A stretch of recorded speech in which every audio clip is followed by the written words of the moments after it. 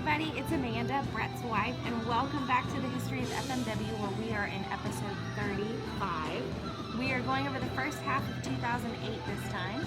So, Brett, to start us off, can you go ahead and review 2007 for us? So 2007 was kind of a status quo year for both WMF and the Apache Army. The Apache Army, they've established that they can run Corrigan Hall 4 or 5 times a year, and with a lot of promotion, they can draw about 1,200 fans for one of the Corrigan Hall shows, kind of like their WrestleMania. Other than that, they're going to draw about 1,000 fans, which is half-filled up Corrigan Hall, which they're still making a little bit of money off of. And then every other month, they're going to run Shinkiba and just kind of keep the storylines going. Kanemaru has kind of phased himself out, though, as the main guy in the promotion, and Mama Sasaki now is getting pushed as the top guy, because at this point, this is the prime of Mama Sasaki's career, and he's able to have really great matches on top. It wasn't until the last 2 days of 2007 that there seemed to be, somewhat of a change in the Apache Army. They ran Corrigan Hall on December 30th, and they did not do well at all, but there was no real promotion for the show either. The lineup wasn't very good. It might as well have been held at Shinkiba, and they only announced 500 fans, and it was even less than that in actuality. So, they drew a really poor Corrigan Hall show, and then the next day, Kanemaru, on a Hustle show, he ended up getting seriously injured, a kick to the head by Mirko Krokop, which pretty much injured his brain, and he was bleeding from the brain, and so Kanemaru goes into 2008, seriously injured, and so Kanemaru is going into 2008 injured, but he's not going to be on the shelf for too long, just with Kanemaru's work ethic. And then WMF, they've been pretty much the same since 2004 after they lost their sponsors, where, it's Mr. Ganosuke just promoting the shows once a month. They're small shows in Shinkiba, and, they're never going to be able to run Corrigan Hall again or anything like that. It's just Mr. Ganosuke keeping the promotion going. These small indie guys, so they can have jobs pretty much. But again, this 2008 is going to be a very eventful year for both the Apache Army and WMF. Lockup would hold its first show of the year on January 13th at Corrigan Hall with a cage death match between the Apache Army and New Japan's GBH group. Can you go over that for us? So this is going to be a cage match pitting the Indies guys going up against the Majors guys. So the Indies guys are Kanemaru, Shadow WX, Masao Orihara, and Takashi Sasaki. So, Apache Army, Big Japan, the smaller promotions, going up against the New Japan team of Tomohiro Ishii, Toji Makabe, Jado, and Geto. And all the wrestlers rush into the ring, and they begin brawling outside the cage to start the match. Orihara and Ishii, they begin to go at it, with Orihara kicking Ishii low, and then Kanemaru would end up grabbing a pair of scissors, and he began stabbing Ishii with them. Then Shadow WX would begin headbutting the bloody Ishii before kicking him low. And then Kanemaru would end up coming in and charging at Ishii, but Ishii would end up picking him up and slamming him. And then Ishii and Jado would end up getting Takashi Sasaki in the corner, and they began chopping him. But Ishii would end up charging at Sasaki with a lariat, and he would end up missing it, and Sasaki would end up hitting a DDT on him. Both Kanemaru and Shadow WX, they would end up locking up Toji Makabe and Geto to the cage. So WX handcuffs Geto to the cage, and Kanemaru handcuffs Makabe to the cage.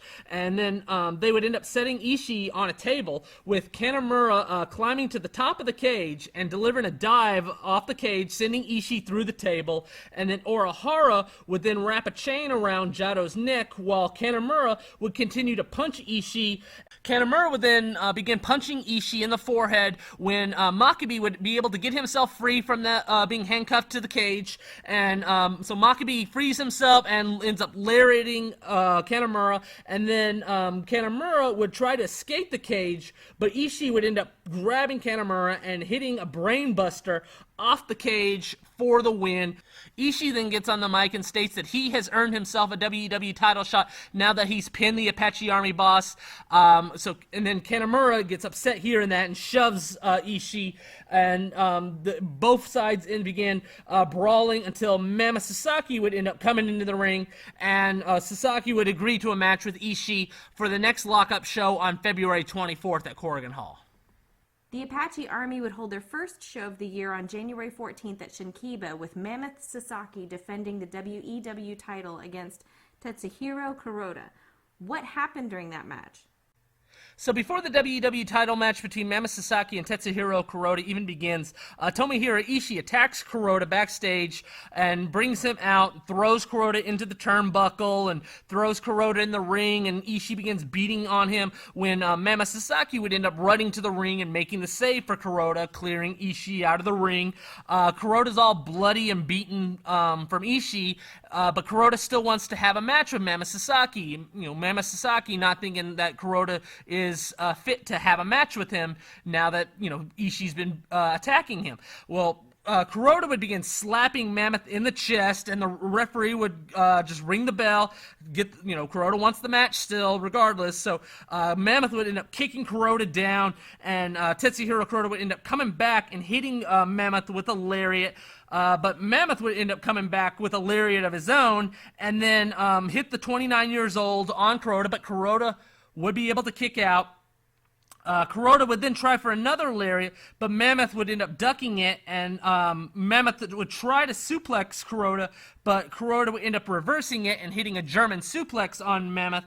Mammoth would then begin headbutting Kuroda, but Kuroda would end up coming back with a lariat on Mammoth and covering Mammoth, with Mammoth kicking out at one and getting up right away and hitting an awesome bomb, followed by a running awesome bomb on Kuroda, and then finally finishing him off with another 29 years old. So Mammoth gets the win over Kuroda to defend the WEW title when Ishii comes right out, hits the ring right away, and begins attacking Mammoth and hits a lariat on him, with Ishii and Mammoth beginning to brawl when Daisuke Sekimoto would hit the ring and hit a German suplex on Tomohiro Ishii from behind, and then Sekimoto would then challenge for Mammoth's title at the Big Japan Corrigan Hall show coming up on February 9th. So Mammoth will now defend the WEW title twice in February against both Ishii and Daisuke Sekimoto. WMF held their first show of the year on January 14th in Osaka, with the WMF guys continuing their feud with the KHM group. What happened on that show? So this is going to be at the Osaka World Hall Pavilion, which is a similar-sized building to Shinkiba. It looks a lot nicer, though. On this show, it's Mr. Ganosuke, Hideki Osaka, and Leatherface, the KHM team, going up against Soldier, Kinjo Takai, and Kamui, the WMF team. Mr. Ganosuke early on would end up hitting a super powerbomb on Kamui. Leatherface then would put Kamui in a scorpion deathlock in the most un-Leatherface spot I've ever seen. I've never seen a Leatherface gimmick do a submission hold. It just doesn't look right. Hideki Osaka would try to hit a powerbomb on Kamui, but Kamui would end up reversing it and hitting a Hurricane Rana on Osaka. Kamui then would try to hit a Phoenix Splash on Leatherface, but he would end up barely grazing Leatherface's head, so the spot would end up being a screw-up. And then eventually Kamui would end up hitting a Firebird 450 Splash on Leatherface for the win. So again, this is just another WMF show. Instead of being in Shinkiba, it's in Osaka, but it's just kind of the standard WMF show. But again, everything is about to change in February for both WMF and the Apache Army. Hustle would run a show on January 17th at Corrigan Hall, which would turn out to be Kenta Man and Kuroda Man's last Hustle show. Who did they face and what happened? So this is going to be the first match back for Kanemaru in Hustle. So he returns as Kenta Man and teams up with Kuroda Man, and they go up against the Great Sasuke and Banzai Chi, who is a 5'6", 140-pound female wrestler. And Kanemaru would deliver a Hurricane Rana to Chi and then deliver a kick to her back. Kuroda and Sasuke would get tagged in, and Kuroda would take Sasuke into the crowd and hit a DDT on him, hit his running lariat through the aisle, but at the same time, Chi would be smashing Kenta Man's head into a table on the outside. Chi would then begin charging at Kenta Man in the ring and hitting a spear on him, and then begin punching him, and then set Kentaman up to give a kick to his head in a play off of the Mirko Cro Cop kick, with Kentaman falling straight down to the mat like he did for when Cro Cop hit him in the head. Obviously, the 5'6", 640-pound Banzai Shi is nothing like Mirko Cro Cop as far as the stiffness of a kick. Sasuke would end up diving off the top, trying to sunset flip Kentaman, with Kentaman refusing to be pulled down when Banzai Shi would end up hitting a spear on Kentaman, with Sasuke finally getting the sunset flip over on Kentaman to get the pinfall. So great Sasuke, Banzai Shi, they end up getting the win over Kentaman and Kuroda Man, which unknowingly would end up being the final Kentaman hustle match of his career. A group called Kazuichi would run a show on January 18th at Shinkiba, where the Apache Army would go up against some former Dragon Gate wrestlers. What was this show, and what happened on it? So this is going to be an Apache Army versus El Dorado interpromotional match. El Dorado was a promotion pretty much consisting of Ultimo Dragon students from the Toryumon dojo that were not working for Dragon Gate. And so on this show, it's going to be Kanamura, Tetsuhiro Kuroda, and Jintaro going up against Toru Owashi, Kagetora, and Shingo. Kanamura and Owashi would square off first, Owashi being probably the biggest star on his team. Eventually, Shingo would end up getting tagged in, and Kanamura would end up going after him with a chair and chops, and then Jintaro would end up hitting Shingo with a flapjack, and Kanamura would end up hitting a senton with Jintaro coming off the top with a diving elbow drop to get the win over Shingo. So the Apache Army team gets the win over the El Dorado team. Toru Owashi and Kanamura would end up teasing a singles match afterwards, before all of them would end up making nice, and they would all end up doing the Team No Respect dance to end the show. Obviously, this feud would get cut off and never actually end up ever happening. Kentaro Kanamura would end up doing something horrible on January 20th at the Chiba Bluefield. Can you go over all the details of what occurred on the day and what immediately happened afterwards? So this day would begin 8 a.m. for the Big Japan wrestlers. They would be out making food with the Kaintai Dojo wrestlers to sell to the fans at 8:30 a.m. At the Chiba Bluefield. The Chiba Bluefield is Kaintai Dojo's home building. And on this day, Kaintai Dojo and Big Japan, they're both going to hold shows on this day. And so Big Japan's going to have an early show as a result. And so they're asking all the wrestlers to come in pretty early in the much earlier than usual. And so Kanamura ends up arriving. Well, Kanamura's been out drinking all night. He's still drunk on sake. And so Kanamura shows up into the locker room, still drunk. I'm going to guess that he intended to be sobered up by the time the show actually started. But Kanamura's also not going to be really in a noteworthy match. It's just going to be a nothing throwaway undercard match that he's scheduled for. So he knows he probably knows he doesn't need to go all out anyway. Well, Kanamura's hanging out backstage with his friends, the Big Japan wrestlers, when a female Big Japan staffer shows up. She works for the sending out newsletter emails to the Big Japan fan club. So she's backstage when Kanamura decides to go up to her in front of all the guys, and he starts groping her, starts rubbing her vagina over her pants and whispering dirty things into her ear. And this is to get a laugh. This is what Kanamura does. This wasn't the first time Kanamura has done this. This is what he thinks is funny.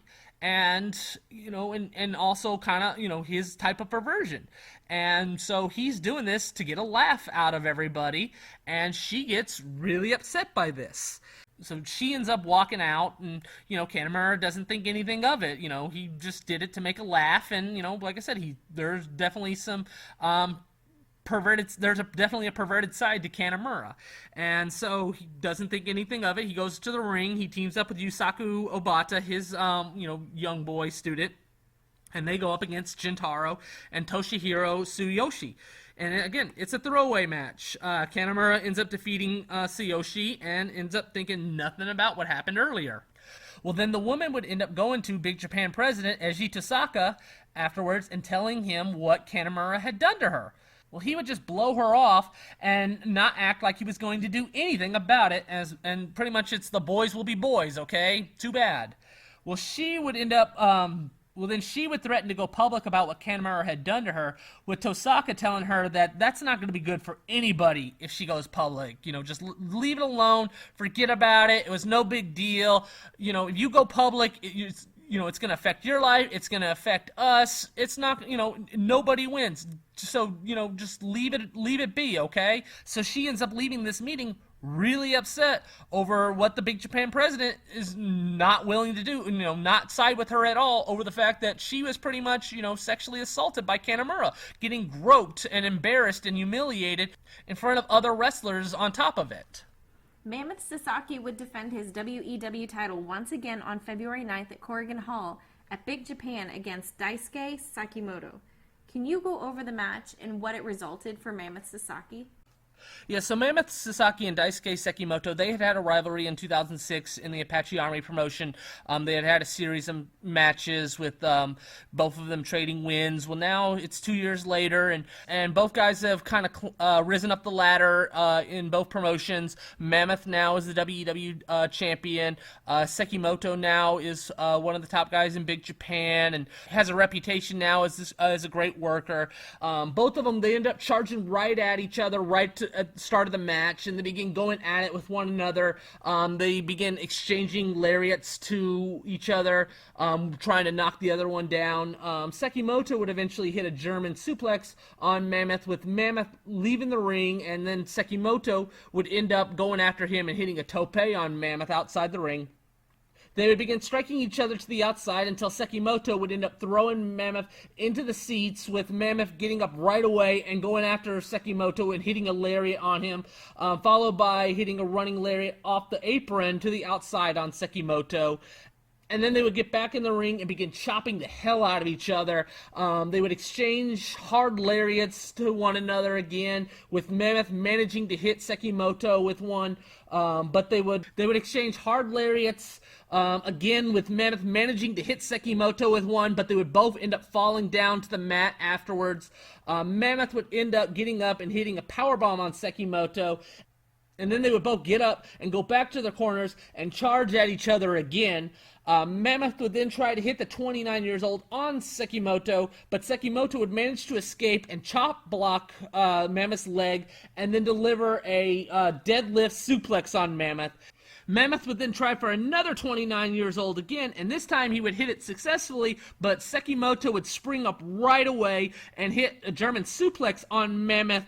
And both would end up getting up, but then falling down afterwards. They would then get up and begin exchanging clotheslines again, with Sekimoto charging at Mammoth, but Mammoth shoulder tackling Sekimoto, followed by Mammoth hitting a lariat, and then would hit another 29 years old for the win over Sekimoto. So Mammoth gets the win. He successfully defends the WEW title against Sekimoto.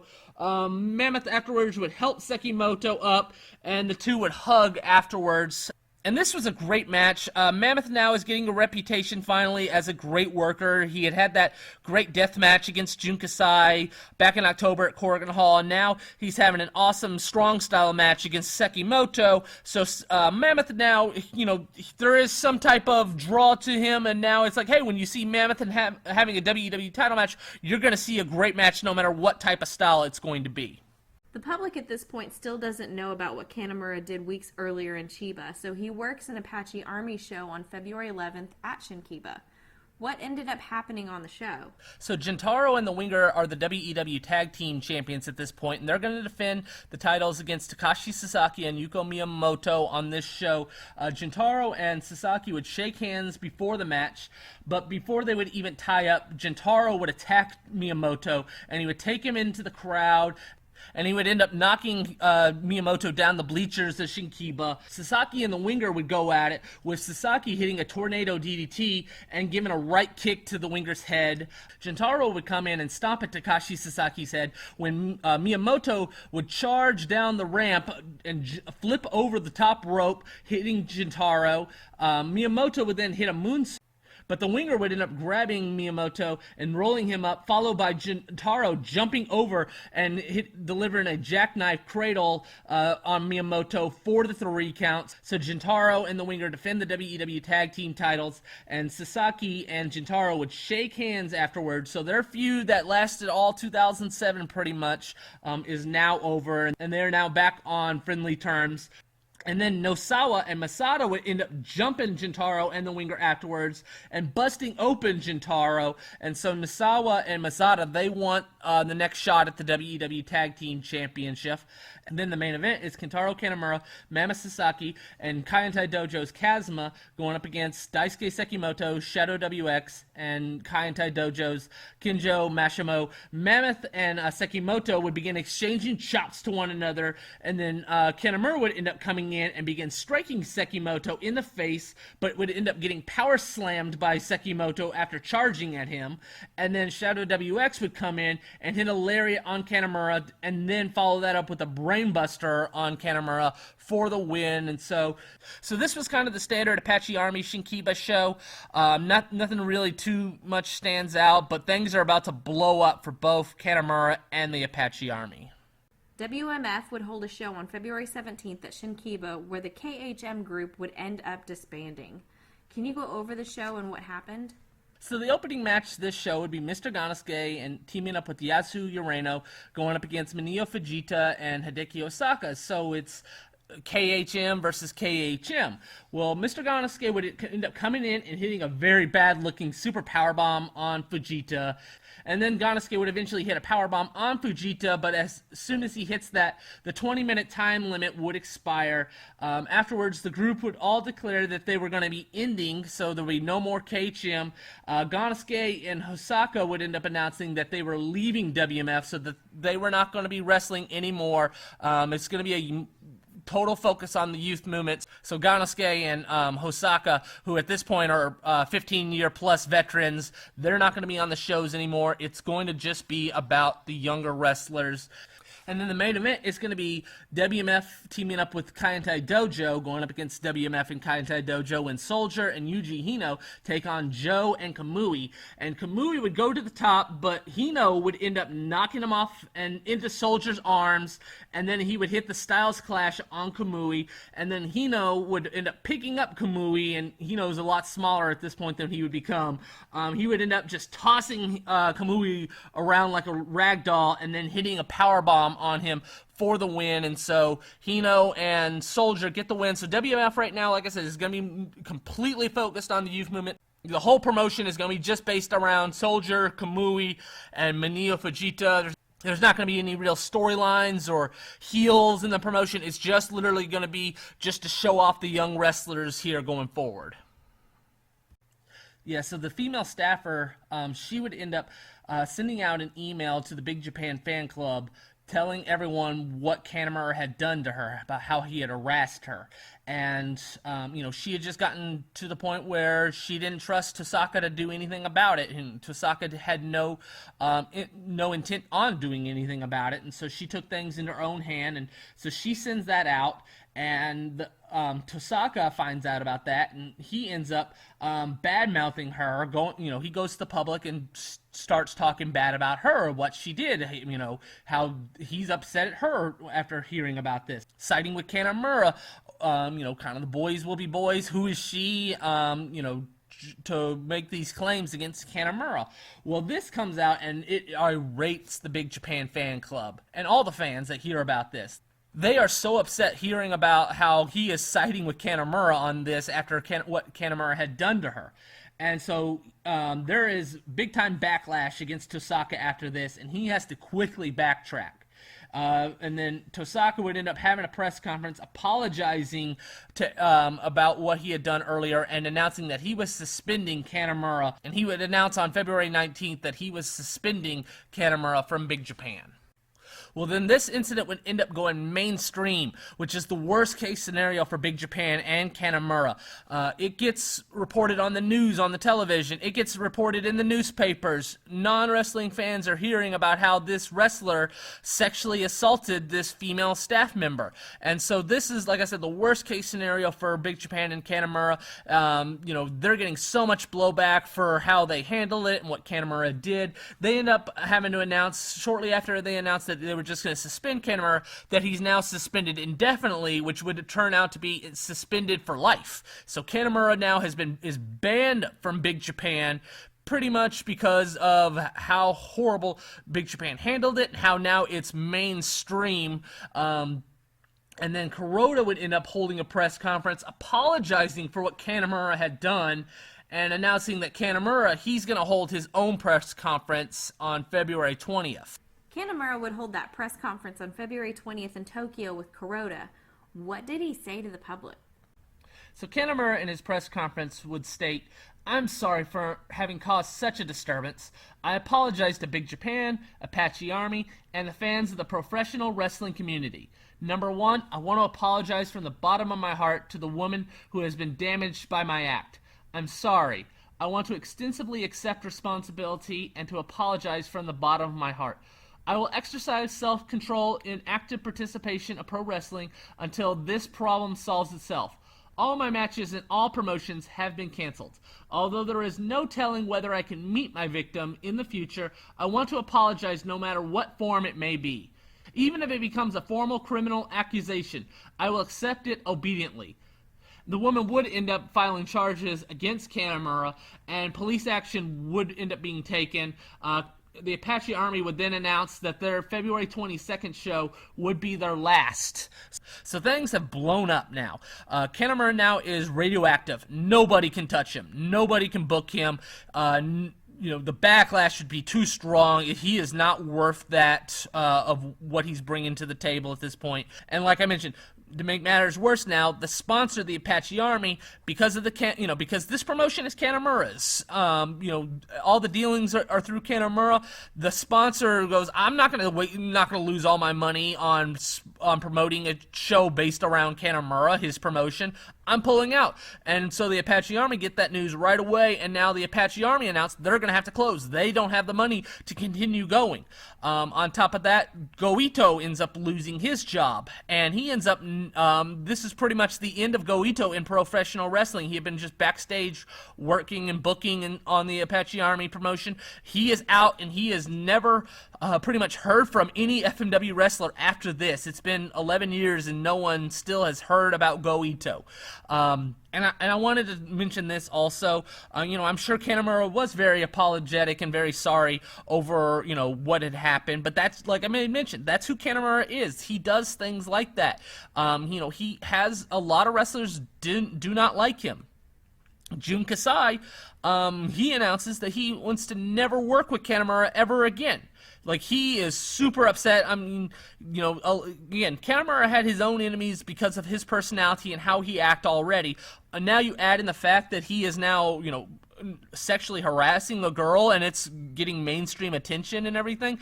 And so a lot of guys don't even like Kanemaru. So this is kind of the cherry on top of, hey, I don't have to ever really work with this guy again. I don't like him. And that's what Jun Kasai kind of dealt with at this time period. He just did not want to work. He stated he would never work for Kanemaru, work a show that Kanemaru is on ever again. So he is super upset about this. He hates Kanemaru. And I just wanted to say this. Having been around Kanemaru in person, seeing him, when the cameras are not on, he hasn't changed. He really hasn't. He is still who he is. He's always going to be this way if, there's that perverted side to him. And on top of trying to be funny to everybody, the boys and stuff. But he just does things like that to women. And, I mean, I don't want to say I'm friends with Kanemaru, because I don't know him well enough to actually say we're friends or anything like that. But I've talked to him a lot. We did the interview together, and I had met with him in person last year, and I've seen him around, I've seen him around after shows when I would go to Japan. He has called me a friend in the past, probably because, I've done some things for him, like send him a t-shirt and stuff like that. And, I mean, we can't really be close friends just because of the language deficit. But like I said, I mean, he is definitely who he is, and he's just never going to change. And, I mean, something like this happens to you, and again, he still would do things like this, just never really got caught or, blown up like this ever again. So, I mean, it's sad in a lot of ways, but, I mean, at the end of the day, it's just that's who he is. You just have to really kind of know Kanemaru to know, you can get caught doing this and, get in big time trouble and get files charged against you. And at the end of the day, you're still, when no one's really watching, you're still going to do it if you can get away with it. And that's just who he is, sadly. The Apache Army would end up holding their last show under their regime on February 22nd at Shinkiba. What ended up taking place on the show? Yeah, so this is going to be the last Apache Army show. Jintaro and the Winger, they're going to defend the WEW Tag Team titles against Shadow WX and Kazuma. WX would end up hitting a jawbreaker on Jintaro, and then Shadow WX would end up hitting a brainbuster on the Winger, and then Shadow WX would end up hitting a lariat on the Winger, but the time limit would end up expiring before he could pin the Winger, and so it ends up going to a 30-minute time limit draw with Jintaro and the Winger defending the tag team titles once again without actually getting the win. And then the main event is going to be Mama Sasaki, Masato Tanaka, and Tetsuhiro Kuroda going up against Taka Michinoku, Daisuke Sekimoto, and Yusaku Obata. And Kuroda and Obata, they would end up going at it with chop, with Obata delivering a dropkick to Kuroda's head.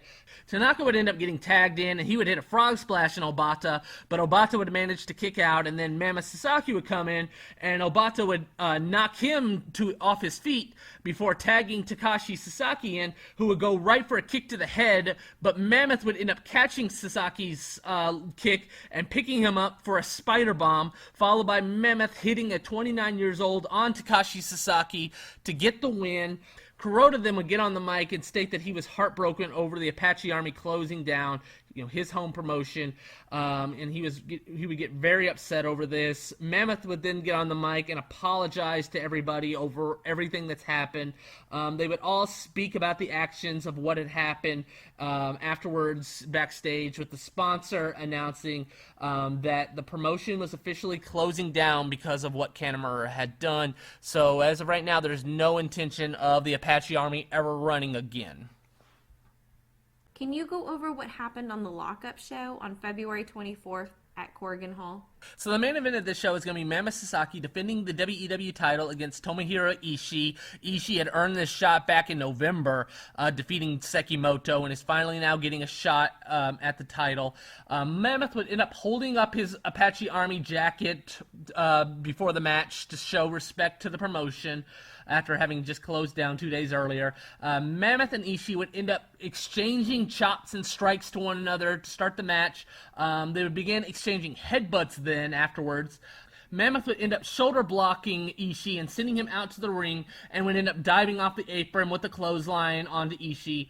They would end up going back into the ring and exchanging chops again, with Ishii getting control and then hitting a brainbuster off the top rope and on Mammoth, and then trying to hit a powerbomb, but Mammoth would end up flipping him over, and then Mammoth would try for the 29 years old, with Ishii managing to pick him up instead and hitting the 29 years old on Mammoth instead. Ishii would then end up hitting a German suplex. Mammoth would end up getting up first and then trying to hit the 29 years old on Ishii, but Ishii would manage to escape and then begin striking Mammoth. But then Mammoth would grab Ishii and hit a choke slam on him, with Ishii now getting up first and hitting Mammoth with a lariat.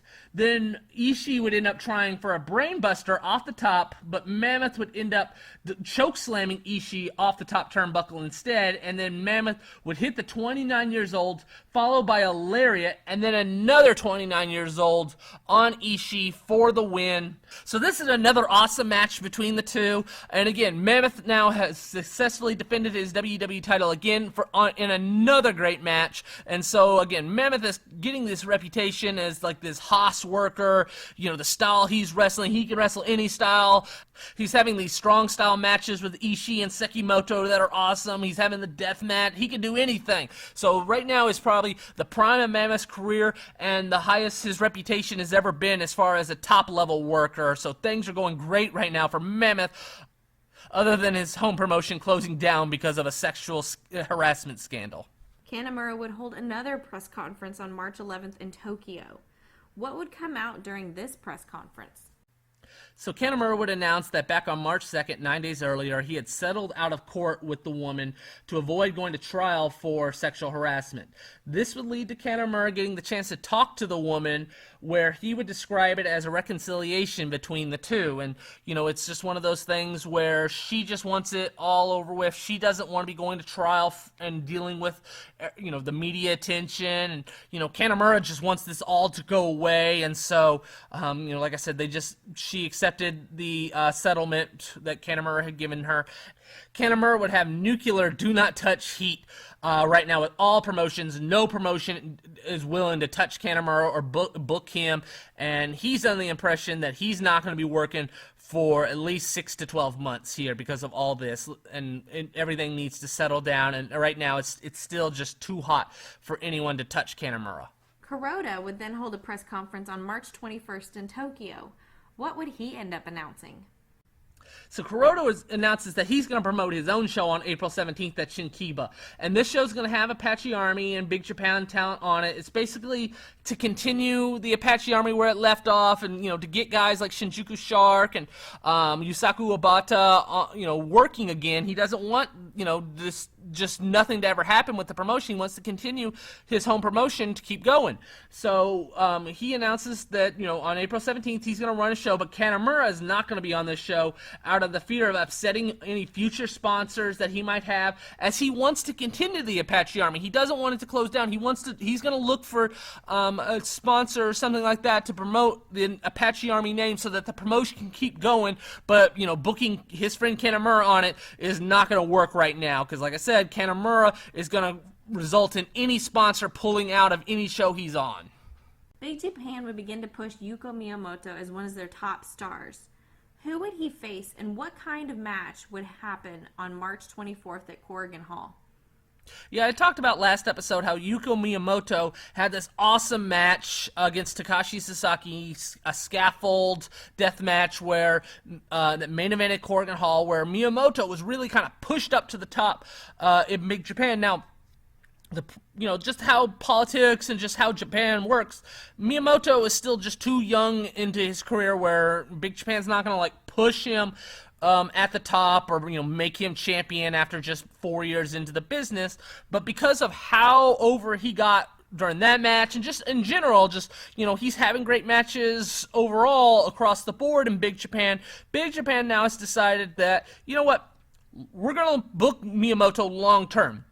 We're going to give him something where, you know, at the end of the road, he's going to get a shot at the title. And so this match is kind of the beginning of that road, that journey of Miyamoto eventually capturing the Big Japan title. It's against Shadow WX in a Moonlight Darkness Fluorescent Light Tubes deathmatch. And so Miyamoto now is main eventing Corrigan Hall for the first time in a singles match since the match against Sasaki a year earlier. And on this match, Miyamoto would end up sending Shadow WX out of the ring and diving over the top, hitting a tope on WX.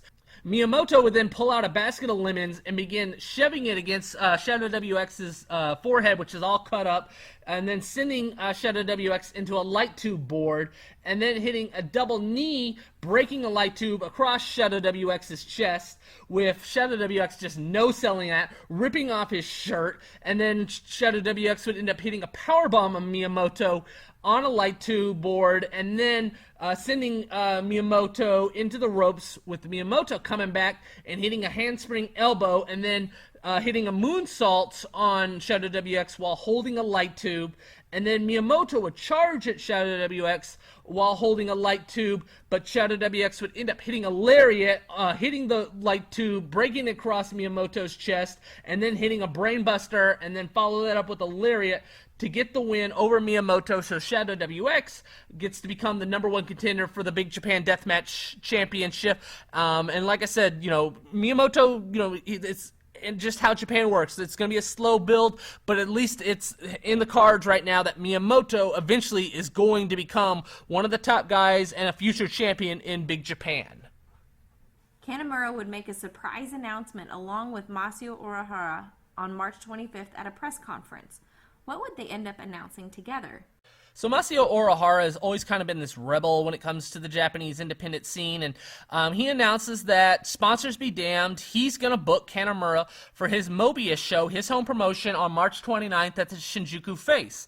He's going to take that risk. He wants to give Kanemaru a second chance. He's going to be the first one to book Kanemaru on a show, and so Kanemaru is super excited about this. Someone's has my back, someone's taking a chance on me, and so Urahara and Kanemaru hold a press conference where Kanemaru states, like I said, he didn't expect to be wrestling for at least 6 to 12 months, and he wanted just everything to die down. He didn't think anyone was going to book him. And then Kanemaru states that he understands that, not all fans are going to accept him, but he wants for them to watch him in the ring and evaluate him themselves. And so it's kind of one of those things of like, look, I'm going to show you how much passion I have for this business that you're going to eventually, in some way, at least look past my faults. And so Kanemaru, at this point, this is the big first step on getting Kanemaru booked, kind of back in the swing of things and being regularly accepted in the pro wrestling community, because he pretty much for the last month and a half or so, or about last month, has just had leprosy essentially when it comes to all the promotions. He has been untouchable because all the sponsors do not want the negative feedback from the fans because of what Kanemaru did. Urahara would hold his Mobius show on March 29th at Shinjuku Face, with Kanemaru's first match back since his sexual harassment scandal. What happened during this match and following the match? So the show would start with Urahara and Kanemaru coming to the ring, with Kanemaru getting on the mic and apologizing to the fans, and then both of them would bow to the crowd for forgiveness over what Kanemaru had done. And on this show, the main event is Kanemaru, Masao Urahara, and Dr. Man's #1, who's a masked man, going up against Tomohiro Ishii, Mr. Kako, and Shiro Hashishi, Kaientai Dojo wrestler. Urahara and Kanemaru would throw Ishii into the ropes and deliver a double drop kick onto him, and then Kanemaru would set Ishii on a table to the outside, with Kanemaru diving off the top, sending Ishii through the table. Ishii would then hit Kanemaru with the brainbuster off the top, and then follow that up with a lariat. Urahara would end up kicking Asashi low and delivering a spider German suplex, followed by Kanemaru hitting a senton, and then Urahara hitting a moonsault on Asashi for the win. And so this was actually for the apex of triangle tag team titles, Mobius's 6-man tag team titles in the promotion.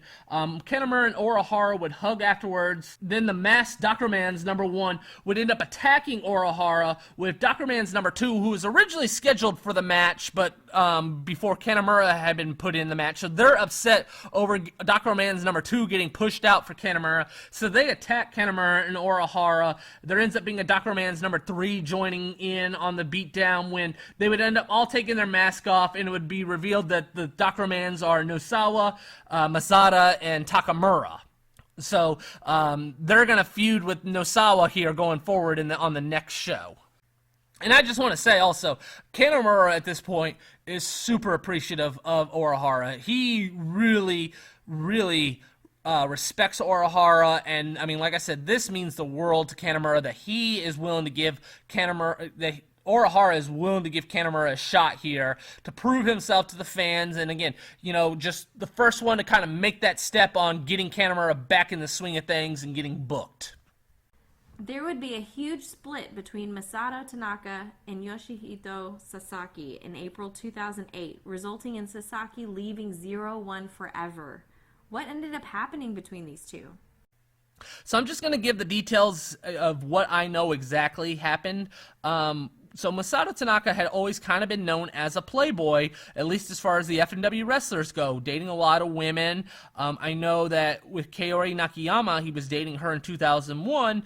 He ended up cheating on her, and that's why they broke up. I don't know the exact details as far as this relationship that he was in 2008, but he is seeing a woman, and they end up breaking up, and Yoshihito Sasaki begins secretly dating her. Now, again, I don't know if Sasaki was dating her before her and Tanaka broke up, but Sasaki is now dating a woman that Masato Tanaka had been dating, or was dating at the time, but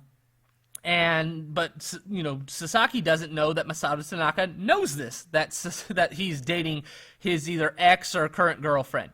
And Masato Tanaka, think about this. Masato Tanaka is the one that brought Yoshihito Sasaki into 01 after FMW closed down. He's the one that got Shinya Hashimoto to hire him because Tanaka had, seen him in the dojo and seen him as a young boy and saw he had potential. So Tanaka's thinking, hey, this is a guy that I helped his career out on. And, and then Tanaka finds out he's dating my girlfriend, or he's, dating a girl that I have dated not too long. Either she, like I said, either she left Tanaka for Sasaki, or I don't know the exact details, but Yoshihito Sasaki and her are secretly dating, and Masato Tanaka has found out, and Sasaki doesn't know about that. So this then results in Masato Tanaka calling up Yoshihito Sasaki in the middle of the night, or late at night, and going, hey, let's go spar at the 01 dojo. Come meet me at the 01 dojo, and let's train some. I want some training in, tonight. And, Sasaki being the young boy, still, a disciple of Masato Tanaka, the guy that got him his job, he can't say no. Like, okay, I'll be over. Give me a couple minutes, I'll get dressed, and I'll be over there. So Yoshihito Sasaki meets up with Masato Tanaka at the 01 dojo, and they go into the dojo and turn the lights on, and there's the entire 01 roster. And Sasaki is like, what's going on? And the entire 01 roster is pro Tanaka after Tanaka has told them what Yoshihito Sasaki had done to Masato Tanaka, dating his girl secretly. Again, whether it was his ex or his current girlfriend, I don't know. But Yoshihito Sasaki is now with all the 01 wrestlers at the time, and they all begin to beat the crap out of Sasaki. They all just take him down and just beat the shit out of him. Just leave him laying. He's bloody. He's beaten. Stomping, punching, just an all-on assault on Yoshihito Sasaki. And it's pretty much, you do not do this to one of your own. You do not take the woman that your friend, that one of the wrestlers was dating, that's, unacceptable, and you got what you deserved. And so Yoshihito Sasaki ends up leaving 01, is kicked out of 01, beaten, bloodied, and just, thrown up to the curb pretty much by 01. His injuries were so bad that he'd end up taking a couple months off to recover because of just what, again, and I don't know the exact details as far as who was there. Again, I was just told the 01 roster at the time in 2008 were there to help Tanaka out do this attack. And so Sasaki would be out of action, like I said, for about 6 months or so before he would land on his feet and find a job with Big Japan, where essentially he would have to start all over. At this point, he was 8 years into his career, and Big Japan would have him pretty much start over from the beginning, having to go to their dojo, train as if he was a newbie, as a young boy, essentially. And, I was in Japan in 2009, and, I saw Yoshihito Sasaki doing young boy duties, all the responsibilities, all the, beginning dojo guys were doing. So Yoshihito Sasaki had to start over from the beginning with Big Japan, after 8 years, because of what he did, getting in a relationship with a girl that had dated Masato Tanaka. And as far as I know to this day, Yoshihito Sasaki now is married, he has kids, and he's out of the business. But as far as I know, him and Masato Tanaka never spoke again after, because of all this that happened. Kuroda would promote his own show on April 17th at Shinkiba. Can you go over what happened on the show? So Gentaro and the Winger would end up defending their WEW tag team titles against Nosawa and Mazada, based off the feud that had started in February before the Apache Army had closed down. Gentaro and the Winger would attack Nosawa and Masada right from the start. Nosawa and Mazada would end up taking advantage with Nosawa busting open Gentaro, and then Gentaro would end up coming back and hitting a net breaker on Nosawa and tagging in the Winger, who would hit a flying drop kick on Masada. But as he would go to the top rope for a flying drop kick, Nosawa would end up grabbing the Winger's leg, and Masada would end up suplexing him, and then Nosawa would eventually come up from the behind on the Winger and kick him, allowing Masada to roll up the Winger for a jackknife cradle to win the WEW tag team titles. So again, this is to kind of continue the Apache Army storylines, even though this is not the actual Apache Army promotion. And then the main event, it's Tetsuhiro Kuroda, Masao Orihara, and Shinjuku Shark going up against Mama Sasaki, Daisuke Sekimoto, and Katsumasa Inoue, who's a Big Japan wrestler. Shinjuku Shark would begin punching Mama Sasaki in the face, but would charge at Mammoth and get knocked down by how powerful Mama Sasaki was. Mammoth would then end up charging at Shinjuku Shark, with Shinjuku Shark moving out of the way, and then Shinjuku Shark would end up jumping off the top and hitting a swinging DDT on Mammoth. Shinjuku Shark would end up tagging in Tetsuhiro Kuroda, who would begin clotheslining everyone until Mammoth and Daisuke Sekimoto would both grab him and lift up Kuroda, but Kuroda would end up coming down with a really ugly-looking DDT on both Sekimoto and Mammoth. Sekimoto would end up grabbing Kuroda and holding him as Orihara would come off the top rope, with Kuroda moving out of the way, with Orihara accidentally hitting Sekimoto instead, and then Shinjuku Shark would end up punching Sekimoto in the face as Kuroda would hit Sekimoto with a half Nelson suplex for the win. So Kuroda is the booker, the promoter of this show. He gives himself the win over Sekimoto. And so again, this is to just kind of continue to push the Apache Army without the Apache Army actually being around at this point. So Kuroda right now is looking for a full-time sponsor, but sadly the sponsor of this show behind, that Kuroda was able to find was not willing to invest long-term in this, which eventually would change everything as far as the Japanese indie scene goes, that Kuroda would not be able to find a sponsor, but eventually someone else would. Mr. Ganasuke would promote his own show on May 1st at Shinkiba and make a big announcement afterwards. What happened on the show and what was his announcement?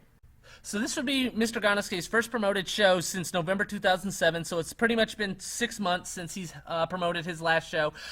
He books a WMF dojo match between Yuko Miyamoto and Kamui. Kamui's wearing green tights for the first time in this match. Miyamoto would end up working on Kamui's knee during the match before eventually making him tap out to an ankle lock. Not really much to this match. Ganasuke would end up booking Mr. Pogo for this show, but he would go back to his alternate gimmick, King Pogo, that he had used in FMW, so he has different theme music, he has different face masks. This was his gimmick that he had done back in '95 against Onita, and he's going to take on Survival Tobita, the Saitama Pro Wrestling comedy wrestler. They brawl outside Shinkiba for just a second, but then Pogo would end up heading back into the ring, and he would begin cutting open Tobita, and then he would take his sickle and begin stabbing Tobita in the stomach with it and slicing across his forehead.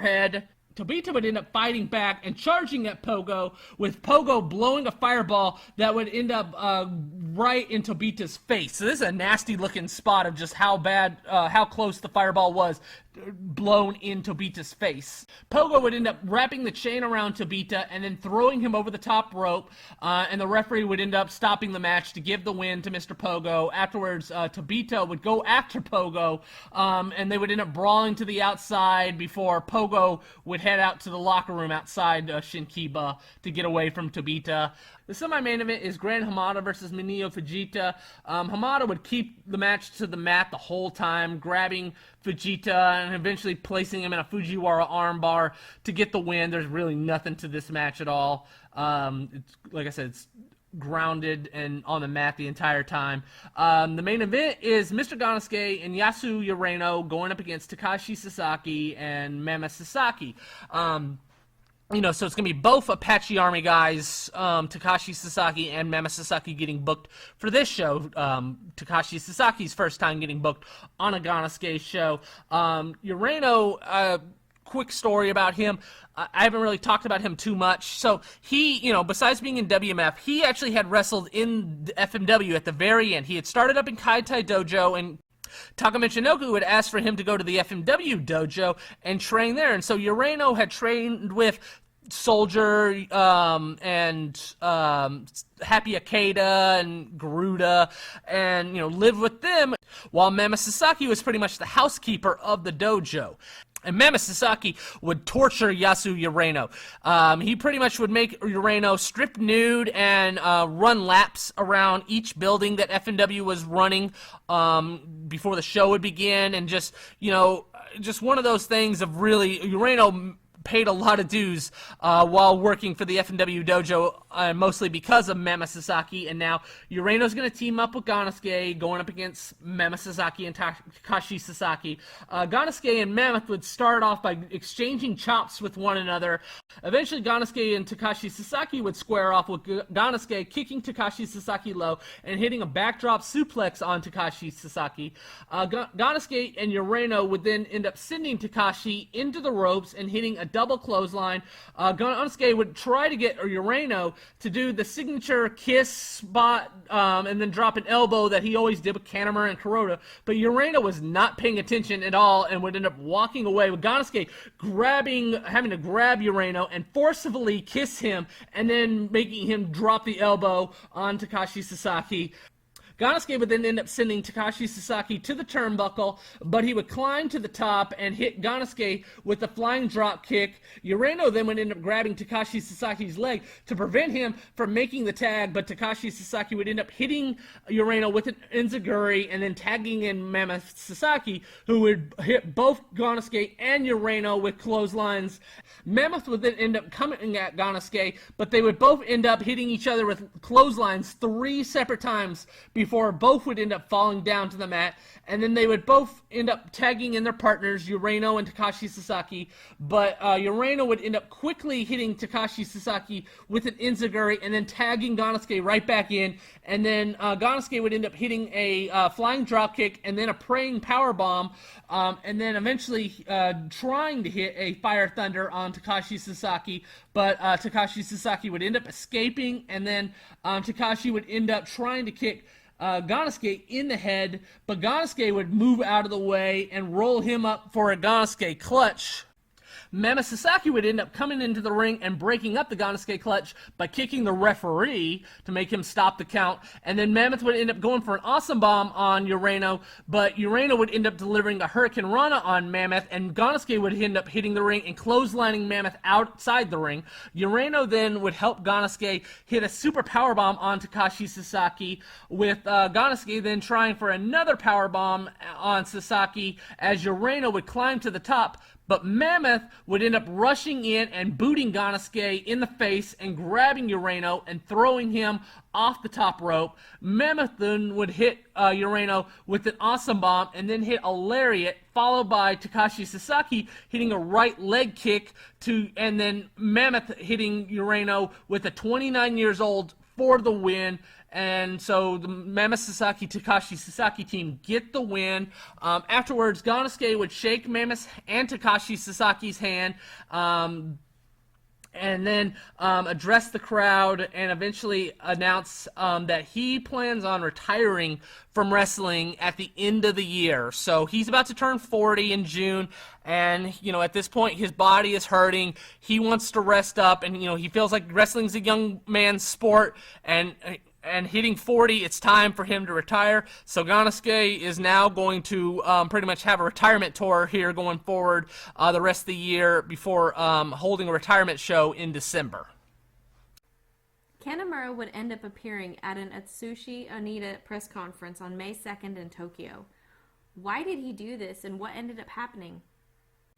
So going back to the lockup show on February 24th at Corrigan Hall, before the show had even started, fans are trying to find their seats. Onita would end up showing up and coming to the ring.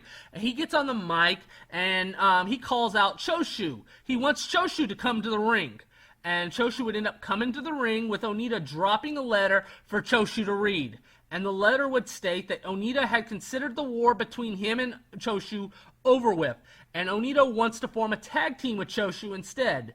And they've been feuding for the last, we're in 2008. Onita had been calling out Choshu, wanting a fight with him, going back to 1999, and, pretty much the last 5 years or so, it's been dormant. Onita's been retired for the most part, for the majority of the last 5 years, and so he hasn't really been interacting with Choshu. Well, now he wants to work with Choshu again, but the feud's over. He's lost. Choshu always won, Choshu would always get the win over Onita.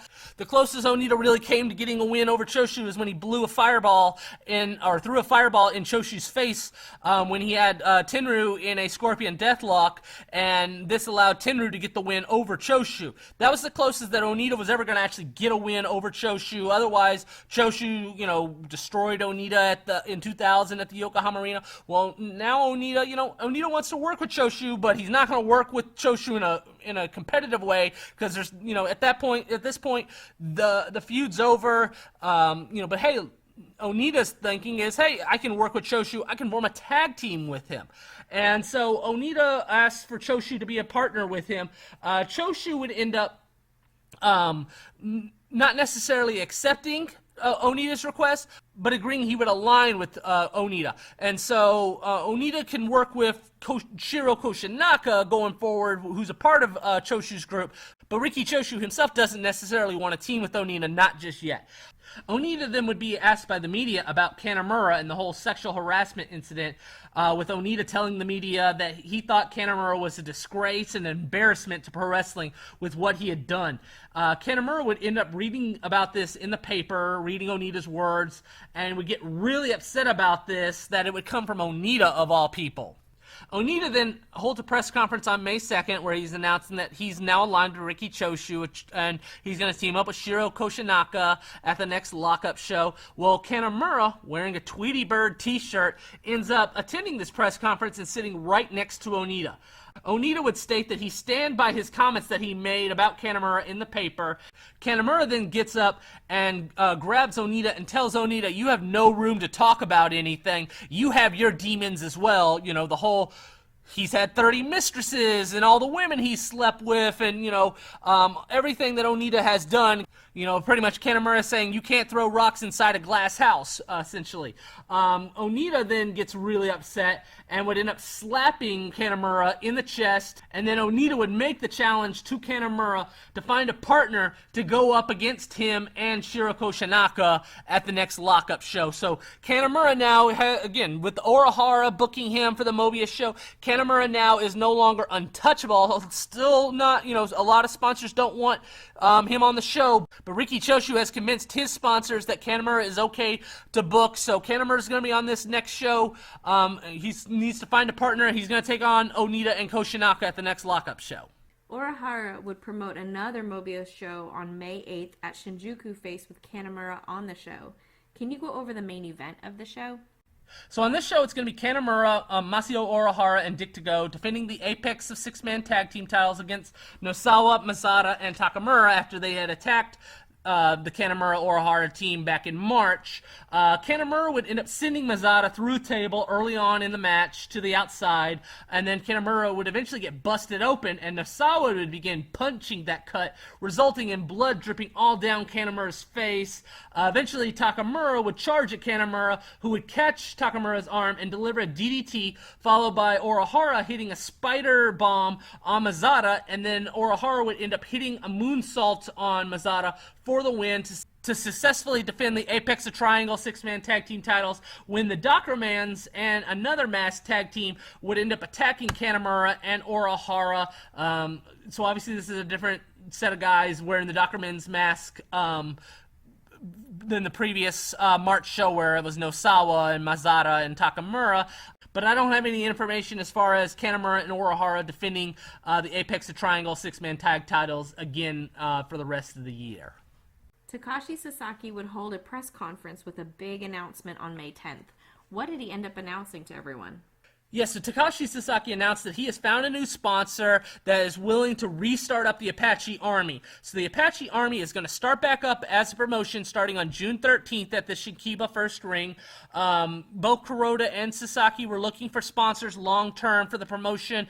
Kuroda had found a sponsor just for one show, but it wasn't willing to do long-term. Sasaki has found a long-term sponsor, so Sasaki is going to be the president of this new Apache Army promotion.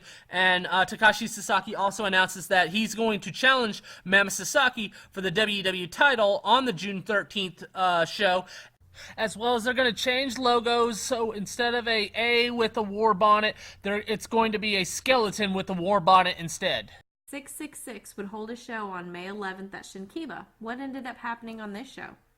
So the main event of the show is Minya Fujita and Yuki Sato taking on Shinobu and Makoto Oishi in a very sexual comedy match. And Fujita, a lot of the wrestlers knew it. He hit on a lot of the wrestlers. A lot of people think Fujita's gay. He is actually polysexual, meaning that he is interested in males, females, transgenders. It doesn't matter. He is interested in all types of different people. And again, it's not something that he really got to show off in WMF, but he is, like I said, a very sexual person, and he is okay with everyone knowing about it, but in WMF, he wasn't really able to play that character or anything like that, and, in 666, they are a very open as far as, what characters you play, and, if this is who you are, and, if it's a very charismatic gimmick, then do it. And so, this is a way for Fujita to kind of, let everyone know, he is, like I said, a very sexual person. I actually hung out with Fujita at a bar one night for several hours, and he's an awesome person to hang out with, but, he hit on me nonstop, and, that's just who he is. Like I said, he is someone that is very sexual, and he is very, aggressive and very, he is not shy on when it comes to hitting on somebody. In this match, he's teaming up with Yuki Sato, who I've also hung out with and is actually probably the nicest person I've ever met in the wrestling business, with just how friendly he was to me. And then they're taking on Shinobu and Makoto Oishi. In this match, Sato would end up tagging Fujita by slapping his crotch, and Fujita would come in, hitting drop kicks on both Oishi and Shinobu. Eventually, Oishi would hold on to Fujita, and Shinobu would charge at Fujita, but Sato would end up hitting a lariat on Shinobu, and then that would be followed by Fujita picking up Oishi and hitting him with the downburst for the win. So Vegeta and Sato get the win. And then in the main event, it's Anryo, Crazy SKB, Shigeru Kato, and Asami Kodaka taking on the team of Yuko Miyamoto, Naoshi Sano, Senpai, and Keikaru Hashino, but they're coming to the ring as KISS members. So it's actually Simmons Miyamoto, Ace Sano, Stanley Senpai, and Chris Hoshino, and they're all in their KISS makeup, and this is going to be an elimination match. SKB and Asami actually ride to the ring in a motorcycle. Asami would end up charging at Miyamoto right away, who would toss him over the top rope to eliminate Kodaka. SKB would end up setting Miyamoto in the Trio Woe and then putting a speaker right next to Miyamoto's ears, and SKB would end up grabbing a guitar and then playing the guitar with the sounds going so loud, the boom right next to Miyamoto's ears. He would end up submitting because of the pain in his ear. So Miyamoto has been eliminated. Senpai would end up coming in and climbing up the top rope, but he would end up losing his balance and falling to the outside. So Senpai would end up eliminating himself, essentially. Kato would end up trying to go for an Asai moonsault, but would end up getting hit by a chair, and then Naoshi Sano would end up knocking him outside the ring to eliminate Kato. And then SKB would end up getting into his firecracker jacket that he had, I talked about it last episode. He ends up putting the jacket on, and Sano would see this and just jump out of the ring and eliminate himself. He doesn't want to be a part of SKB coming down on him with a jacket full of firecrackers on him. So Sano eliminates himself, and this leaves Hoshino by himself, and all the footage that Samurai shows ends up going black. At this point, I don't know if it's to hide the fact that the fireworks didn't really work or anything like that, but there's a gimmick of Samurai TV not being able to show the actual footage anymore of SKB coming off the top rope like it's too violent of a move to show, a guy wearing a jacket full of firecrackers going off, landing on another wrestler. But eventually they would show that SKB would pin Hoshino to get the win for his team. WMF would return to Shinkiba on May 17th with the WMF guys facing off against the K-Dojo guys. What happened, and what kind of direction was WMF going under without some veterans on the show? So the main event of the show is going to be Minio Fujita, Yuko Miyamoto, and Kamui, the WMF Dojo team, going up against Madaka, Basa Boy Raito, and Keiji Yamamoto, the Kaientai Dojo team. The Kaientai Dojo guys, they would go at it with Fujita right at the start. Eventually, Fujita would go for a clothesline to Yamamoto, who would end up kicking Fujita's knee out and then delivering a drop kick to Fujita. Fujita would end up coming back with a dropkick of his own, and then Miyamoto would end up delivering a dropkick to Basa Boy Raito, and then Fujita and Miyamoto would both hit suicide dives on the Kaientai Dojo wrestlers outside the ring, and Fujita would end up finishing off Raito with a downburst for the WMF win. So at this point, like I said, Ganosuke is out, so he is just, hey, young guys, Fujita, Miyamoto, Kamui, this is your promotion now. You guys, going forward, you're the stars. You're gonna, have the best matches you can possibly have. Make names of yourself. The Ganosukes, the Hosakas, the Nakagawas, the Onryos, they've already made names of themselves. Now it's time for the WMF Dojo guys to really establish themselves. Miyamoto kind of already has, but this is a way for Fujita and Kamui to really kind of, hey, you got a time period now to make yourself as valuable as you possibly can going forward. Matsunaga would return for one last death match in 0-1 on May 17th against Otani in Saitama. Can you go over what type of match this was and what happened? So this is going to be a steel cage, glass rain, hell, iron ball death match between Matsunaga and Shinjiro Otani. This goes back to 2006. I talked about it in that episode where Otani had been the referee for a match between Kazunari Murakami and Matsunaga, and Otani had gotten involved. Matsunaga would end up stabbing Otani. Otani would end up attacking Matsunaga, setting up Murakami to put Matsunaga asleep. And so we're about 18 months later, and now Matsunaga and Otani, they're going to have a death match. So this is going to be a conclusion 18 months later to the Matsunaga-Otani feud, and this is also going to be Matsunaga's final death match he has announced. So he's not retiring, but this is going to be the last death match. He's considering himself graduating from the death match after this. They start with chops with Otani knocking Matsunaga down and going for the face wash with Otani kind of kicking Matsunaga in the face in the corner before trying a running kick in the corner, but when he tries for the running kick, Matsunaga would end up stabbing Otani in the leg with a spike. He'd end up pulling a spike out of his pocket and stabbing Otani right in the leg. Matsunaga would then begin stabbing Otani in the head, cutting him up, then blowing a fireball in Otani's face. Matsunaga, knowing he has the time now that Otani has had the fireball thrown in his face, he ends up exiting the cage, and he goes over to an SUV that's at ringside. The SUV was used to, bring certain specific items to the ring, from outside into the building, and so they left the SUV there next to the in the ringside area next to the cage. And Matsunaga would end up going to it and grabbing a sledgehammer from the SUV and breaking one of the sections of the cage that had a glass board, with the glass hitting Otani in the face after Matsunaga would break it with the sledgehammer. Matsunaga then would take a spike board and place salt on it and he would then climb a ladder and pull out a bag and set the bag on fire and place it on top of the cage. So now there's just this bag that's on fire on top of this glass cage, pretty much. And by the time Matsunaga would end up climbing down the ladder, Otani would now be up, and he would end up delivering a backdrop suplex to Matsunaga, and then Otani would end up kicking Matsunaga on the salt-covered spiked needles. There would then be a countdown for an iron ball to come crashing down. It's above the ring, and it's going to come crashing down on the glass cage. And so the fans are counting it. There would then be a countdown for an iron ball to come crashing down. It's above the ring, and it's going to come crashing down on the glass cage. And so the fans are counting it down as Matsunaga is laying on the salt-covered spikes. Otani tries to get Matsunaga off the spikes, but fails to do so, since Matsunaga is directly under where the iron ball is going to come crashing down, causing the glass to fall on him.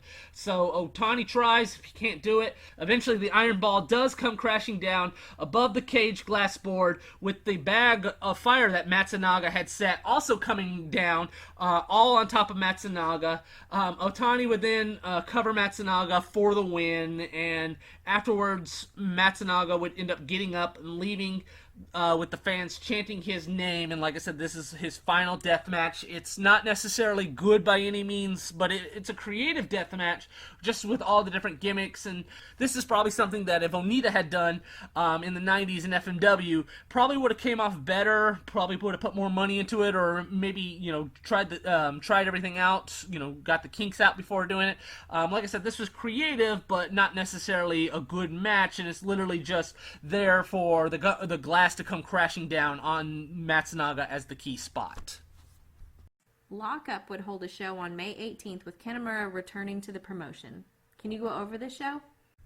So on this show, it's going to be Tetsuhiro Kuroda and Takashi Sasaki taking on Riki Choshu and Kazuchika Okada. Okada obviously being much younger, hasn't dyed his hair yet, still young to the business, and he was a Toryumon dojo boy before eventually joining over to New Japan and becoming one of Riki Choshu's guys early on. So Takashi Sasaki would begin laying kicks to Okada, with Okada coming back with a strike that would result in a kick to the head by Takashi Sasaki. Okada would then end up getting Sasaki in the corner and tagging in Choshu, who would begin destroying Sasaki before putting Takashi Sasaki in the Scorpion Deathlock, with Tetsuhiro Kuroda trying to break it by hitting Choshu with a chair, when Okada would end up hitting a dropkick on Kuroda, and then Choshu would begin smashing Kuroda with that chair. Takashi Sasaki and Okada would begin exchanging strikes with each other. Eventually, Kuroda and Choshu, they would end up coming back in the ring, and Kuroda would end up going low on Choshu, but Kuroda would end up making the mistake of sending Choshu into the ropes, as Choshu would just come back and hit a monster lariat on Kuroda and tag Okada back in. Okada would end up hitting drop kicks to both Kuroda and Sasaki, and then placing Kuroda in a Boston Crab, when Takashi Sasaki would end up hitting Okada over the head with a chair, and then Kuroda would end up hitting a lariat over Okada for the win. So Tetsuhiro Kuroda has a pinfall victory over Kazuchika Okada, obviously establishing that Tetsuhiro Kuroda will always be the much better wrestler than Kazuchika Okada. And then the semi-main event is going to be Atsushi Onita and Shiro Kashinaka taking on Kentaro Kanemaru and Masao Urahara. Earlier in the month, Onita had told Kanemaru, hey, go find a partner to face me and Koshinaka in a tag match. Well, Kanemaru has found his friend Urahara. In this match, Kanemaru and Onita, they would begin brawling in the crowd right away, as Koshinaka and Urahara would fight each other in the ring. Onita would end up throwing Kanemaru in the turnbuckle, busting Kanemaru up, and then throwing Kanemaru in the seats before bringing him in the ring, and eventually both Kanemaru and Onita would begin headbutting each other. Onita would end up taking off his boot and smashing it up against Kanemaru's head, and then Kanemaru would end up taking off Onita's shirt and choking Onita with it before Koshinaka would end up coming in to make the save for Onita. Onita and Kanemaru would eventually go back to headbutting each other. By the way, this is the first time I've ever seen Onita just in jeans and no shirt. So it's a very awkward look for him, a look I've never seen him any other time before in a wrestling ring looking like this. Onita would end up hitting a double DDT on both Kanemaru and Orihara, and then Onita would end up sending Kanemaru into Koshinaka's hip attack, and then hit a powerbomb on Kanemaru.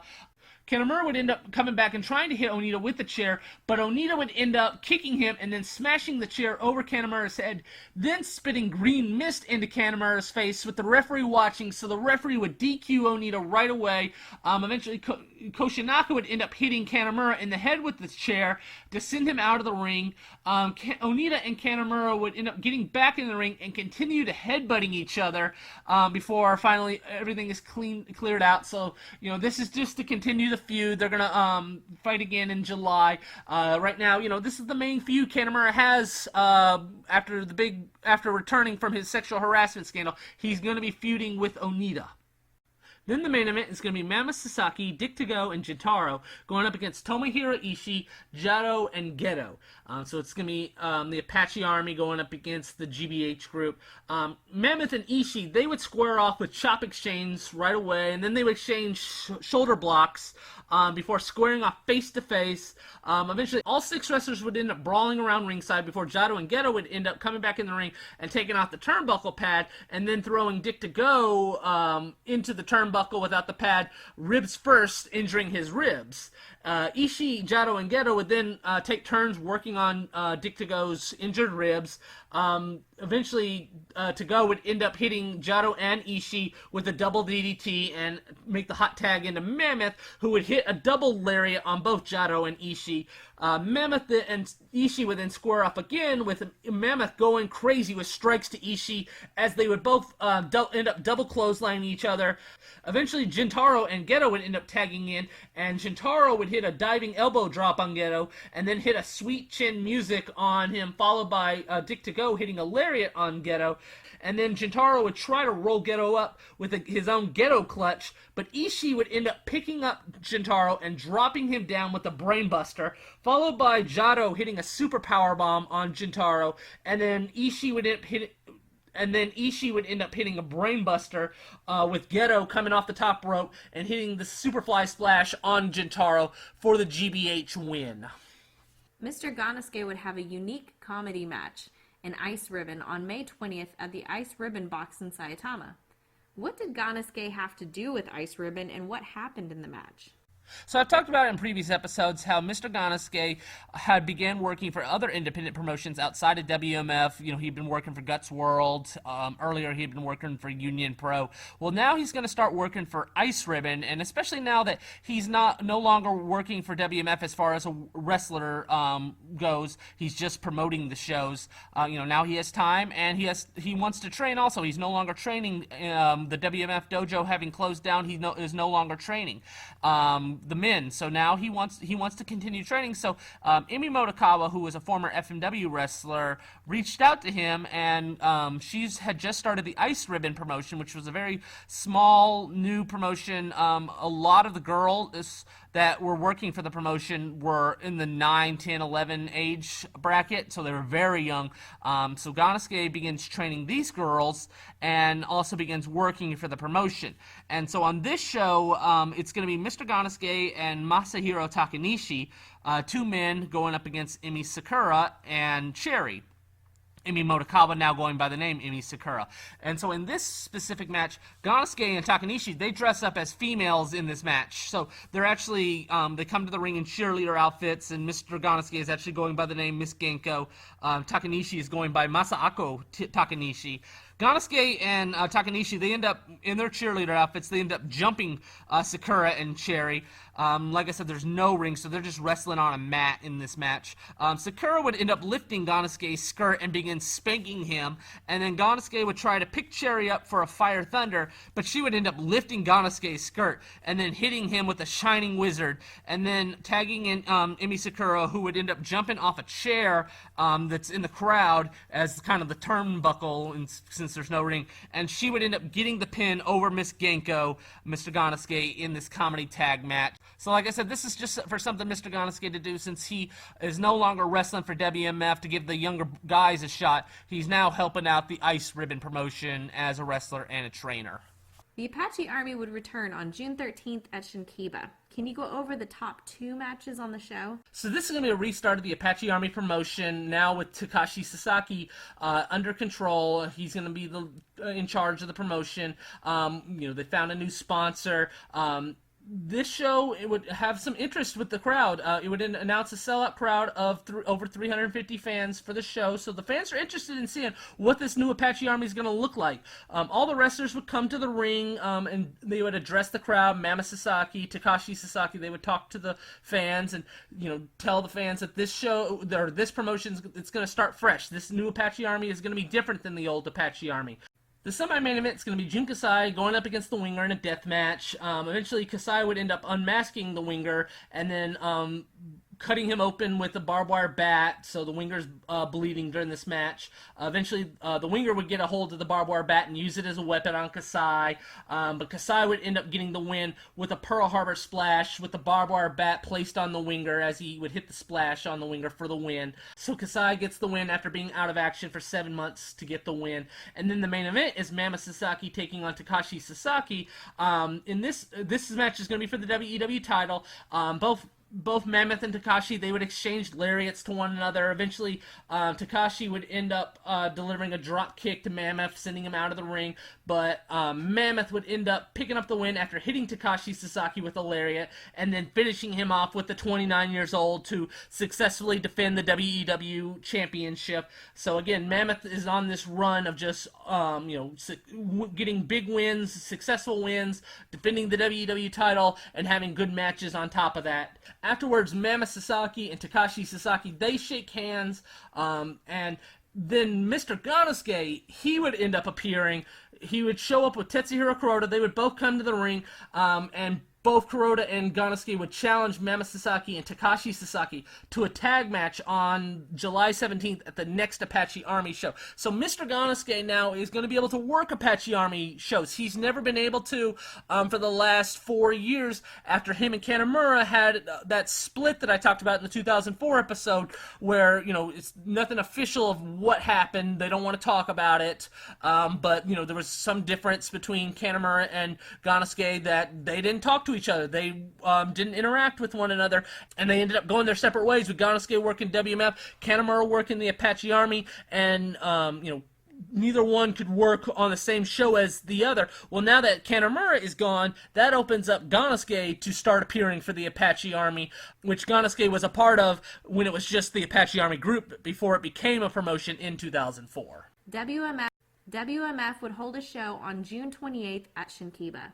Can you go over the show as well as the big announcement that would be made following the show?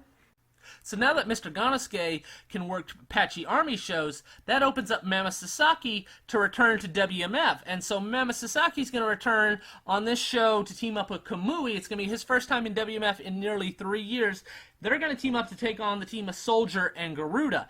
Garuda, I talked about in the 2005 episode. He was hurt for money. WMF wasn't paying him that much money compared to what Michinoku Pro was willing to pay him to tour with Michinoku Pro. So Garuda would end up missing a WMF show. Well, that resulted in some conflict between Garuda and Mr. Ganosuke. Garuda would come back and work another show or work a couple more shows in WMF later in the year, but he was no longer a full-time WMF wrestler as a result, and but Garuda now, he's no longer getting booked by Michinoku Pro. He's just pretty much a freelance worker, and so Ganosuke lets Garuda come back and work this show.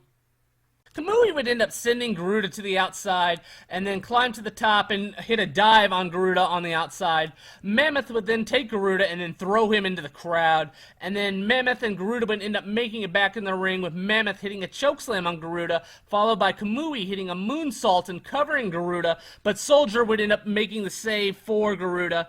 Kamui would then end up climbing back to the top, but Garuda would end up getting up and hitting a suplex on Kamui off the top, and then Soldier would end up taking Kamui and hitting a powerbomb on him, followed by a Styles Clash with Mammoth having to make the save for Kamui by grabbing Soldier by the throat and hitting a chokeslam on him. Garuda would follow that up by hitting Mammoth with a drop kick, sending him to the outside, and that would leave Soldier alone with Kamui to pick him up and hit the BUU off the top on Kamui and get the win. Then the main event would be the Great Sasuke taking on Mania Fujita. Fujita would end up delivering a dropkick to Sasuke, sending him out of the ring, and then Fujita would end up hitting a tope con hilo on Sasuke outside the ring.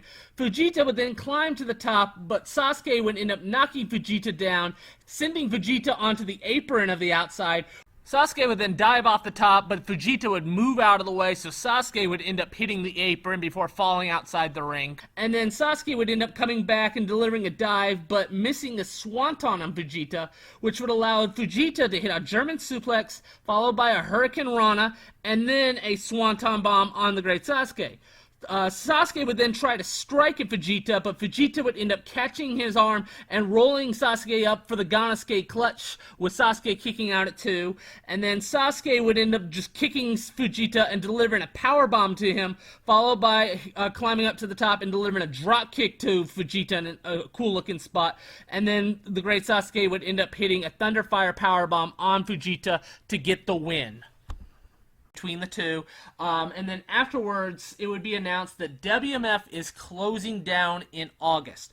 So what happened was Mr. Ganosuke announced back in May he was going to retire. Well, as a result, he's not going to be working any more shows, so long term, there's no point in him to continue promote this promotion that, you know, is still has just been struggling financially for the last couple years. He's literally just been keeping it going so that his, you know, dojo students would be able to continue to have a job and work regularly, you know, at least once a month or so. And, you know, so he's going to retire. There's no point in him continuing to continue to promote now that he's no longer going to be active. And, you know, he's kind of moved on. He's working with the Ice Ribbon girls, training them, and, you know, he has different interests. And, you know, at this point, WMF is just it's considered a flop at this point. So, you know, let's just, you know, kind of cut ties now. He's kept it going by himself for the last 3+ years or so. So you might as well just, you know, now that he's going to no longer wrestle, might as well just end it here in August at the 6-year anniversary show. Also, another aspect was that Ganosuke mentioned was, you know, the whole promotion was to start up new young wrestlers. It was supposed to be, you know, Wrestling Marvelous Future. It was supposed to be around the young wrestlers. Well, the young wrestlers, all the dojo guys, you know, at this point, Kamui is, you know, about 3-4 years in, and he's the youngest wrestler still wrestling. They no longer had a dojo. They lost the dojo when the sponsor pulled out in 2004, and after that, Ganosuke would use the Battlesphere in Tokyo to train the wrestlers when they lost the dojo. Well, now the Battlesphere is closed down, and he can't train the wrestlers there, so he doesn't even have an outlet to train you know, young male wrestlers for WMF anymore, and so that's why he ended up moving over to the Ice Ribbon promotion and training there, because he couldn't train the young boys anymore for WMF. So at this point, there's really no reason in keeping this promotion going when the whole purpose of the promotion was to start up and bring in new young guys, when he can't bring in new young guys anymore. Lockup would hold a show on July 12th with Onita and Choshu teaming up for the first time, as well as Mammoth defending the WEW title once again. Can you go over the details of the show? So I talked about it earlier, how Onita wanted to team up with Riki Choshu. He had showed up at a lockup show and left a note saying, you know, hey, the war is over between me and you. I want to form a tag team with you. Well, Riki Choshu had responded and said, you know, I'll side with you, Onita, but I don't trust you enough to team up with you. And so this leads to July 3rd, where Onita would end up showing up at the Riki Choshu dojo and begin working with one of Riki Choshu's students and training and working a traditional style while in the dojo. You know, he's really working hard. He's sweating. He's, doing this traditional style. And it just so happens that Riki Choshu is at his dojo watching from above, seeing Onita actually try to do actual wrestling moves, not shortcut and, use hardcore moves or anything like that, actually be a traditional wrestler. And so Choshu sees this and says, okay, I will team up with you, Onita. So a 6-man match between Onita, Riki Choshu, and Shiro Koshinaka against Kentaro Kanemura, Tetsuhiro Kuroda, and Masao Orihara is made for Riki Choshu's lockup promotion on July 12th. And to start this match, Choshu and Koshinaka, they come out together, and Kanemura and Kuroda and Orihara, they attack Choshu and Koshinaka. Choshu and Kanemura, they begin going at it. Kuroda and Orihara, they clear Koshinaka out of the ring, and then all three of them begin attacking Choshu when Onita would rush to the ring, making the save and grabbing Kanemura and tossing him into the crowd. Onita and Kanemura would begin brawling around the crowd before getting back in the ring and exchanging headbutts once again. Kuroda would come in, and Kuroda and Kanemura would double team Onita and deliver a double elbow drop on Onita, and then Choshu would end up coming in and taking out Kuroda and putting Kuroda in the Scorpion Deathlock, with Kanemura coming in the ring and hitting Choshu with a chair to break the submission move. Onita would end up coming in the ring and kicking Kanemura and hitting Kanemura with a chair, followed by Choshu smashing the chair across Kanemura's back.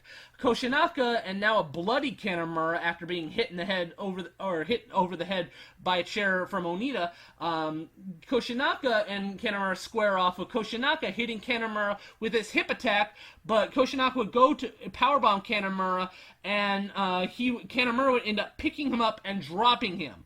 Choshu would then come in and hit Kanemura with the Riki Lariat, and then Koshinaka would pick up Kanemura, and Onita would go to spit Blue Mist at Kanemura this time, but Kanemura would end up moving out of the way, and Onita would end up spitting the mist in Koshinaka's face instead. This would allow Kanemura to kick Koshinaka low, and then roll up Koshinaka for the win. So Kanemura gets the win over Koshinaka. Kanemura ends up heading out of the ring and ringing the bell himself, and Koshinaka and Choshu would become very upset with Onita for doing his same old tricks. Hey, wait, you were just at the dojo training all these traditional moves, and what are you doing? You're trying to do your blue mist, and you're just trying to spit your mist instead, the Onita cheap tricks that you're known for. We wouldn't have teamed up with you if you were going to do things like this. And Onita would just end up walking off. He doesn't want to hear it from Choshu or Koshinaka. Eventually, Choshu would find Onita backstage and begin yelling at him, as Onita would just end up smiling at Choshu. It's the same old Onita. He hasn't changed. He tried to prove to Choshu that, hey, I'm not trying to do the shortcuts anymore, but, at the end of the day, Onita's going to be Onita, and Riki Choshu wants nothing to do with that type of, with that Onita. And then the main event is going to be Mammoth Sasaki once again defending the WEW title against Tomohiro Ishii. Ishii this time would get Mammoth in the corner and begin chopping him, with Mammoth just smiling at him before Mammoth would end up putting Ishii in the corner and begin chopping him, and then Mammoth would charge at Ishii, but Ishii would end up moving out of the way, and Mammoth would end up running into the turnbuckle. Mammoth and Ishii would then begin headbutting each other, with Mammoth getting the better end, but as Mammoth would end up charging at Ishii, Ishii would end up kicking him in the kidney and sending him outside the ring. Mammoth would end up getting back in the ring and hitting a lariat on Ishii, but Ishii would end up coming back and hitting a brainbuster off the top rope, and then delivering a German suplex to Mammoth. Ishii would then charge at Mammoth, but Mammoth would end up picking Ishii up and slamming him, followed by Mammoth hitting a Thunderfire powerbomb on Ishii. Mammoth would then go for the 29 years old, but Ishii would end up escaping from it, and then both Mammoth and Ishii would begin exchanging lariats to one another, with Mammoth knocking Ishii down, but Ishii would manage to get right back up and hit a lariat on Mammoth. Ishii would then hit his own 29 years old on Mammoth, and then bring Mammoth to the top of the turnbuckle, with Mammoth knocking Ishii off the top. Ishii would then climb back up to the top rope, and Mammoth would end up hitting a really weird-looking powerbomb on Ishii off the top rope. They would end up getting up and start headbutting each other once again, and then striking each other with elbows. Mammoth then would eventually end up kicking Ishii, and then giving him the 29 years old, but Ishii would kick out, and then instantly try to pick Mammoth up for his own 29 years old again, but failing to actually pick up Mammoth this time. And this was a botched spot. You could just tell they're tired, and Ishii just does not have the strength to actually physically pick up Mammoth. And Mammoth is not having enough give to actually pick himself up. So this is just a botched spot. Eventually, Ishii and Mammoth would begin exchanging lariats one more time until Ishii would end up hitting the ropes and coming back and hitting a lariat to finally put away Mammoth for the win, to win the WEW Championship. This match wasn't as good as the match back in February. Like I said, there were some key spots here that were messed up, especially the Ishii trying to hit the 29 years old on Mammoth, and both of them just being too tired to execute the move.